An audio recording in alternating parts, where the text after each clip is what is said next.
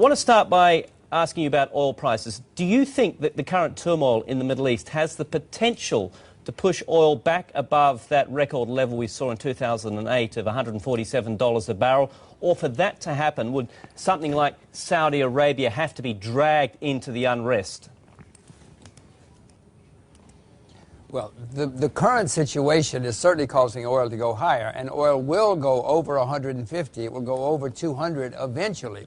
If we have more turmoil, it'll go over 150 in the next year or two. The problem is the world is running out of known supplies of oil, period. And so the surprise will be how high the price stays and how high it eventually goes, even if there's peace in the Middle East. So you're saying there is an inevitability that oil will continue to head up way beyond $150 a barrel purely on demand and supply? Absolutely. The IEA is going around pleading with people to listen that we're running, the world's known reserves of oil are declining at the rate of 4 to 6% a year. Figure it out. That's simple arithmetic. We're running out of known reserves of oil. Okay, let's talk about the broader commodities picture. You have been a commodities bull for obviously a long time, Jim, and we have had a very strong run in commodity prices in recent years. How much longer do you think this bull run has to go in commodities?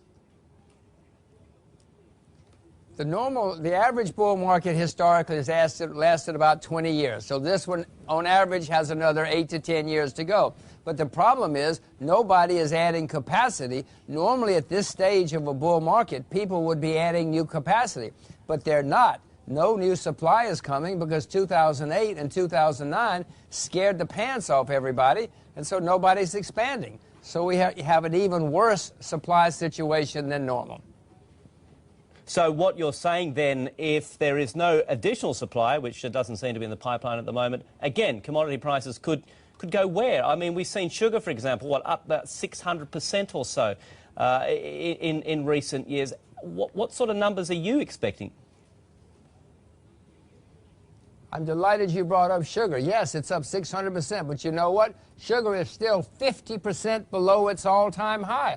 The prices of these products are going to go to staggering levels compared to what we think of today. It always happens that way in a bull market. It's going to happen again. Supply continues to decline, and without supply, you're going to have much, much, much higher prices. But this is the way all bull markets throughout history have acted. It's going to surprise me, and I'm the bull. Yeah, indeed. I mean, is this story then pretty much for any hard or soft commodity? I mean, is there any commodities you're actually a little wary of at the moment? No, it's going to happen. It's going to affect all commodities. I don't know any where the supply is coming in that's going to overwhelm demand. I know of none where that's happening. Now, I own gold. I wouldn't buy gold today because it just made an all-time high. But if it goes down, I hope I'm smart enough to buy more gold. I don't like to buy things making all-time highs, but when they go down, I try to buy more, and that includes all commodities.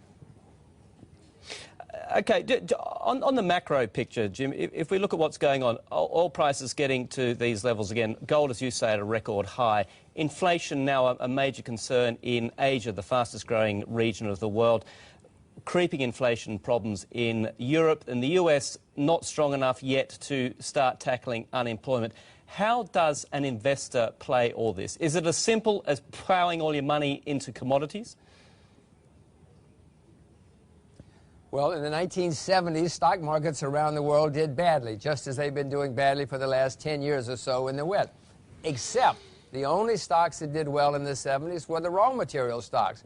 That's happening again. The raw material stocks are the best part of the stock market. They were before. They are always when we have a bull market in commodities. So you can either buy commodities or commodity indexes or commodity stocks.